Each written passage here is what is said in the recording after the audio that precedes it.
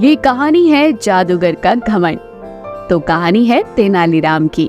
आज हम तेनालीराम की कहानी सुनने जा रहे हैं। अगर आप भी हमारे चैनल पे नए हैं, इससे पहले हमारे चैनल को सब्सक्राइब करें। एक समय राजा कृष्णदेव राय के महल में एक जादूगर आया और उस जादूगर को अपनी जादू दिखाने की कला पर अत्यधिक घमंड था। जादूगर ने राजसभा में अपनी कला का उपयोग करते हुए कई तरह के जादू दिखाए। जादू की करतब देखकर सभी उनसे प्रसन्न हो गए। राजा कृष्णदेव राय भी उससे बहुत ज्यादा प्रसन्न हुए और उसे उपहार देने लगे। तभी जादूगर ने भरी सभा में चुनौती दे दी कि क्या इतने बड़े राज्य की राज्यसभा में कोई भी ऐसा व्यक्ति है जो मुझे किसी भी जादू में हरा सके।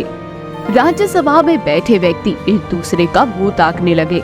कोई भी व्यक्ति चुनौती स्वीकार करने के लिए आगे नहीं आया। दरबार में बैठा तेनालीरामा इस दृश्य को ध्यान से देख रहा था। तेनालीरामा ने कुछ देर सोचा और जादूगर की चुनौती को स्वीकार करने के लिए आगे बढ़ा। तेनालीरामा ने जादूगर से कहा, जो मैं बंद आंखों से कर सकता हूँ, क्या तुम उसे खुली आंखों से कर सकते हो? जादूगर ने हंसकर उत्तर दिया, इसमें कौन सी बड़ी बात है, ये तो मेरे बाएं हाथ का खेल है। तेनालीरामा ने द्वारपाल को कुछ कहा। द्वारपाल तेनालीरामा की बात सुनकर रसोई घर में गया और वहाँ से पिसी हुई मिर्च लेकर राज दरबार में आया।